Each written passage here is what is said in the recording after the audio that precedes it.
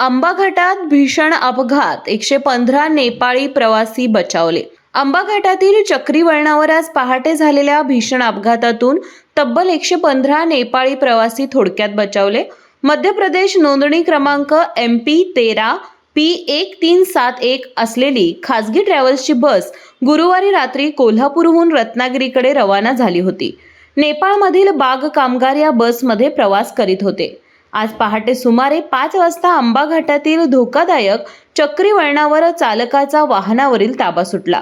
चालकाला झोपेची झापड आल्यामुळे बस संरक्षण कठडा तोडून सुमारे 80 फूट दरीत कोसळली. दरीत दाट झाडे असल्याने बस झाडाला अडकून राहिली आणि मोठी जीवितहानी टळली.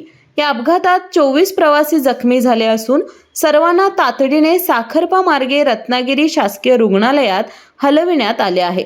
बसमध्ये प्रवाशांना कोंबून बसवण्यात आल्याची प्राथमिक माहिती समोर येते.